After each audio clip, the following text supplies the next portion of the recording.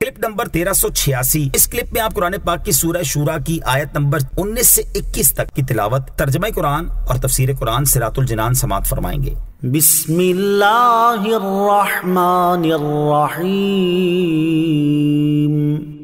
ترجمہ، اللہ کے نام سے شروع جو نہایت مہربان رحمت والا ہے۔ اللہ لطیف بعبادہ یرزق من یشاء وہو القوی العزیز۔ ترجمہ، اللہ اپنے بندوں پر لطف فرمانے والا ہے، جسے چاہتا ہے روزی دیتا ہے، اور وہی قوت والا عزت والا ہے۔ اللہ لطیف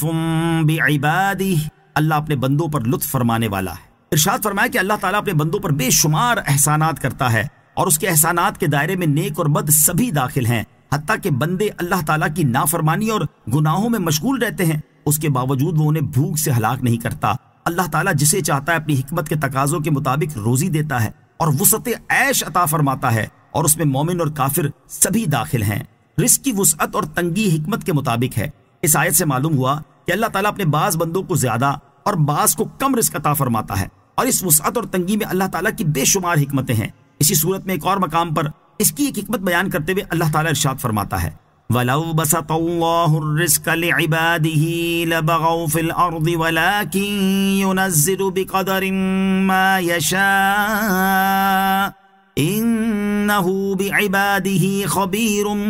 بَصِيرٌ۔ ترجمہ، اور اگر اللہ اپنے سب بندوں کے لیے رزق وسیع کر دیتا تو ضرور وہ زمین میں فساد پھیلاتے، لیکن اللہ اندازے سے جتنا چاہتا ہے اتارتا ہے، بے شک وہ اپنے بندوں سے خبردار ہے، انہیں دیکھ رہا ہے۔ اور حضرت عمر فاروق رضی اللہ تعالیٰ عنہ سے روایت ہے، نبی کریم صلی اللہ تعالیٰ علیہ وسلم نے ارشاد فرمایا، اللہ تعالیٰ فرماتا ہے، میرے بعض مومن بندے ایسے ہیں کہ مالداری ان کے ایمان کی قوت کا باعث ہے، اگر میں انہیں فقیر محتاج کر دوں تو ان کے عقیدے فاسد ہو جائیں، اور بعض بندے ایسے ہیں کہ تنگی اور محتاجی ان کے ایمان کی قوت کا باعث ہے، اگر میں انہیں غنی مالدار کر دوں تو ان کے عقیدے خراب ہو جائیں۔ لہٰذا جسے رزق میں تنگی کا سامنا ہے وہ یہ نہ سوچے کہ فلاں شخص کو اتنا مال ملا ہے، فلاں کو اتنی دولت عطا ہوئی ہے، جبکہ میں رزق کے معاملے میں تنگیوں کا سامنا کر رہا ہوں، بلکہ اسے اس بات پر غور کرنا چاہیے کہ رزق تھوڑا ملنے میں میری ہی بھلائی ہوگی، کیونکہ جس چیز میں میری بھلائی ہے اسے میرا رب عز و جل بہتر جانتا ہے، اور چونکہ رزق دینے والا بھی وہی ہے، اس لیے اس کی بارگاہ سے مجھے دوسروں کے مقابلے میں کم رزق ملنے میں یقیناً میری دنیا اور آخرت کا بھلا ہوگا،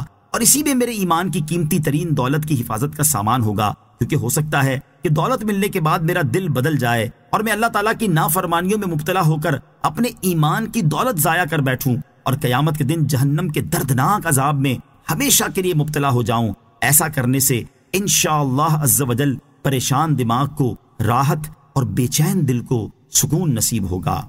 من كان يريد حرث الآخرة نزد له في حرثه ومن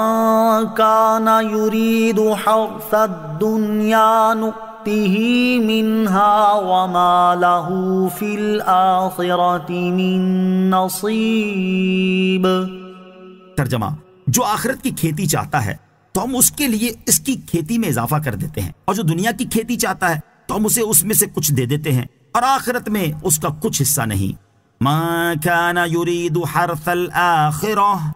جو آخرت کی کھیتی چاہتا ہے۔ اس آیت میں اخلاص کے ساتھ اللہ تعالیٰ کی رضا کے لیے عمل کرنے والوں اور ان لوگوں کا حال بیان کیا گیا ہے جو اپنے اعمال کے ذریعے دنیاوی وجاہت اور ساز و سامان کے خواہش مند ہیں۔ آیت کا خلاصہ یہ ہے کہ جسے اپنی نماز، روزہ اور دیگر اعمال سے آخرت کا نفع مقصود ہو تو ہم اسے نیکیوں کی توفیق دے کر اس کے لیے نیک اعمال اور اطاعت گزاری کی راہیں آسان کر کے، اور اس کی نیکیوں کا ثواب 10 گنا سے لے کر 700 گنا تک، بلکہ اس سے بھی زیادہ جتنا ہم چاہیں بڑھا کر اس کے اخروی نفع میں اضافہ کر دیتے ہیں۔ اور جس کا عمل محض دنیا حاصل کرنے کے لیے ہو اور وہ آخرت پر ایمان نہ رکھتا ہو تو ہم اسے دنیا میں سے اتنا دے دیتے ہیں جتنا ہم نے دنیا میں اس کے لیے مقدر کیا ہے، اور آخرت کی نعمتوں میں اس کا کچھ حصہ نہیں، کیونکہ اس نے آخرت کے لیے عمل کیا ہی نہیں۔ ام لهم شركاء شرعوا لهم